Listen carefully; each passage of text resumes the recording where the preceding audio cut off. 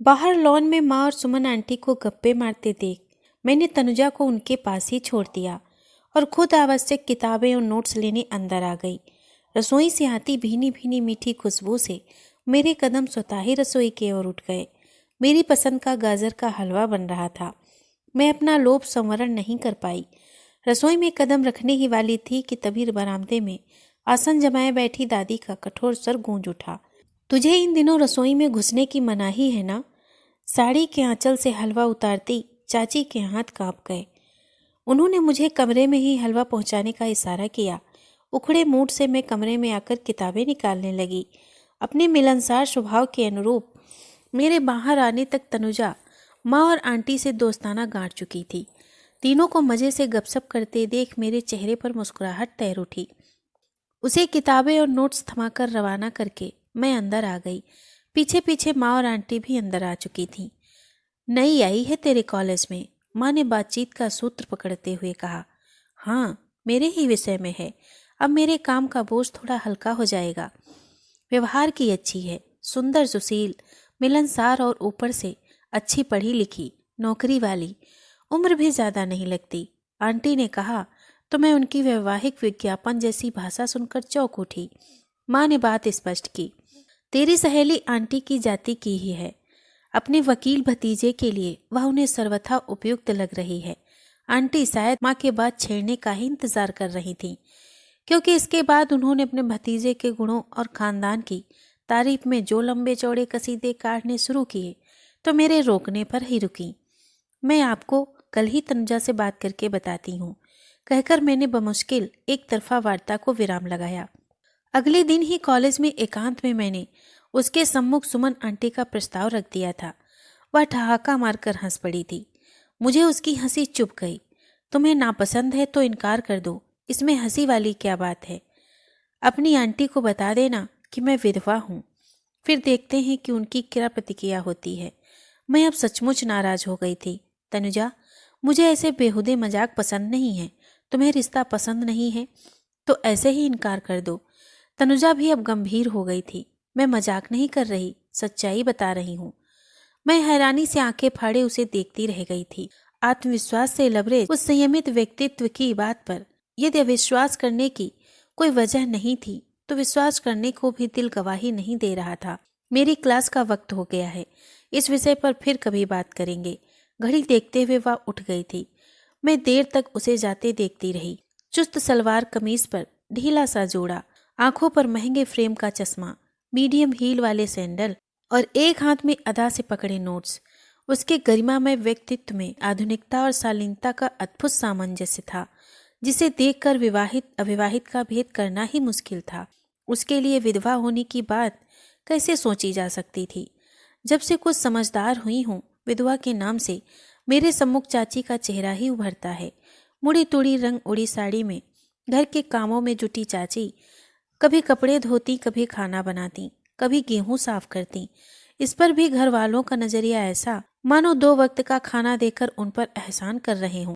माँ ही कभी कभार चुपके से उन्हें मिठाई पकवान आदि पकड़ा देती। अभी दिवाली पर भी माँ के आग्रह पर ही पापा सब घर वालों के नए कपड़ों के साथ चाची के लिए भी एक साड़ी ले आए थे, जिसे चाची ने बेहद सकुचाते हुए कृतार्थ भाव से ग्रहण कर लिया था।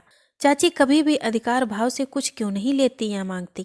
अपने मन में उठे सवाल पर मैं खुद ही चौंक उठी थी, क्योंकि आज से पहले मेरे मन में इस तरह के कभी कोई सवाल नहीं आए थे। लंच टाइम में तनुजा हमेशा की तरह हंसते मुस्कुराते मिली, लेकिन मुझे असहज पाकर बोल उठी, लगता है तू अभी तक सुबह वाले झटके से उभरी नहीं है।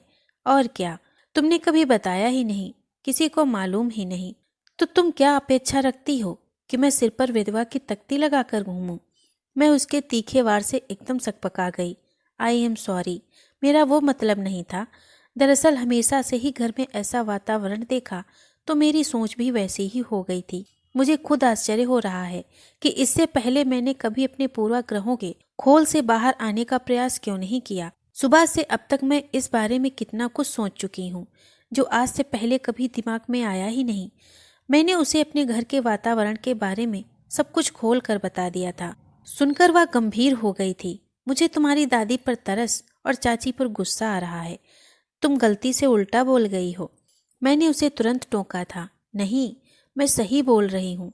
अपनी हालत के लिए दूसरे लोगों से ज्यादा इंसान खुद जिम्मेदार होता है। तुम्हारी चाची ने खुद को पूरी तरह से किस्मत और दूसरों के रहमो करम पर छोड़ रखा है। क्या वे नहीं जानती कि किस्मत के भरोसे कागज उड़ता है, पतंग तो अपनी काबिलियत से ही उड़ती है। किस्मत साथ दे ना दे, काबिलियत जरूर साथ देती है। मयंक की दुर्घटना में मौत के बाद कुछ समय तक मैं भी कागज की तरह इधर उधर उड़ती रही थी।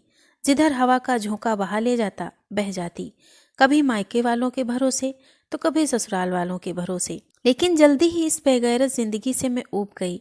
आगे बढ़ने के लिए अपनों को सीढ़ी बनाकर सहारा लेना तो उचित है, पर उन्हें हमेशा के लिए बैसाखी बनाकर चिपके रहना सर्वथा ठीक नहीं।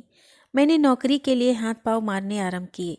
घर की चार दीवारी से निकली, ताज़ी हवा में सांस ली, चार लोगों से मिली तो खुद को बना संवार कर रखने की आवश्यकता महसूस हुई। फिर जब नौकरी पर जाने लगी, हाथ में चार पैसे आने लगे, तो अपनी तरह से जीने की इच्छा जाग उठी। वैसे भी अभी तुम्हारी उम्र ही क्या है, कभी फिर से घर बसाने का ख्याल नहीं आता? कोई उचित पात्र मिला तो वह भी कर लूंगी, नहीं तो अपना कमा खा रही हूँ। कहाँ दिक्कत है? परिवर्तन की लहर धीरे धीरे ही उठती है। यह कल्पना करना कि एक दिन कोई आंधी तूफान आएगा और पलक झपकते सब बदल जाएगा, बेवकूफी है। मेरी गर्दन सहमति में हिलने लगी थी। पर दादी पर तरस क्यों आता है? वे तो इतनी निरंकुश हैं। दरअसल जितनी वे निरंकुश हैं, अंदर से खुद को उतना ही असुरक्षित महसूस करती हैं। दिन प्रतिदिन बढ़ती शारीरिक अक्षमता इंसान की मानसिक असुरक्षा का दायरा बढ़ा देती है। उन्हें हर पल यह भय सताता रहता है कि घर वालों की नज़र में उनकी अहमियत कम से कमतर होती जा रही है। किसी भी तरह खुद से बांधे रखने की चेष्टा में वे हर समय सबका ध्यान आकर्षित करने का प्रयास करती रहती हैं। कभी अपनी बीमारी का हवाला देकर, कभी अपना असंतोष जाहिर कर वे तिल का ताड़ बनाने का प्रयास करती हैं। उनका दिमाग हर वक्त यही रणनीति बनाने में व्यस्त रहता है कि किसका ध्यान कैसे आकर्षित करना है, किसको कैसे अपने चंगुल में रखना है। अब ऐसे इंसान पर तरस नहीं आएगा तो और क्या होगा? मन में वे भी जानती हैं कि वे लोग तुम लोगों का कुछ नहीं बिगाड़ सकती। वे यह भी जानती हैं कि उनके प्रति तुम्हारा सम्मान मात्र दिखावा है, प्यार नहीं। पर वे बेचारी इसी से खुद को भरमाने का प्रयास कर रही हैं। सार यह है कि दोनों ही असंतुष्ट और अवांछनीय। मैंने कटु सच्चाई उगल दी थी, और ऐसा बनने के लिए औरों से ज्यादा वे खुद जिम्मेदार हैं। एक तो कुदरत ने पति नामक संबल छीनकर उन पर वैसे ही घोर अत्याचार किया है। ऐसी विपरीत परिस्थितियों में उनके अंदर से इस तरह की अतिशय प्रतिक्रियाएं निकल कर आना स्वाभाविक है। मेरा अनुभव कहता है कि मुश्किल भरे दौर में भी इंसान जितना सहज और सरल बना रहे, मुश्किलों का सामना करना उतना ही आसान हो जाता है। जिंदगी चाहे थोड़ी बची हो चाहे ज्यादा, उसे जी भरकर जी लेने में ही समझदारी है। मेरी सोच की दिशा अचानक ही बदलने लगी थी। चाची इतनी निरीह क्यों बनी रहती हैं? सिर्फ इसलिए कि वे विधवा हैं। पर विधवा होना कोई अपराध तो नहीं। विधवा तो दादी भी हैं, पर उनका कैसे घर में एक छत्र साम्राज्य चलता है। घर में सब उनसे कैसे डरे डरे रहते हैं। बरामदे में तख्त पर बैठे बैठे वे सब घर वालों को निर्देश देती रहती हैं। तो क्या उनका सम्मान उनकी उम्र की वजह से है? जब चाची उम्र दराज हो जाएंगी तो क्या वे भी ऐसे ही तख्त पर बैठकर हुक्म चलाएंगी? बात मेरे गले के नीचे नहीं उतर रही थी। मुझे खुद भी आश्चर्य हो रहा था, मैं अब तक इतने तार्किक ढंग से क्यों नहीं सोच पाई। बरसों से घर में जो देखते सुनते बड़ी हुई, उसे ही सच और सही मानने लगी। कभी अपने नजरिए से कभी बात को जानने समझने का प्रयास ही नहीं किया।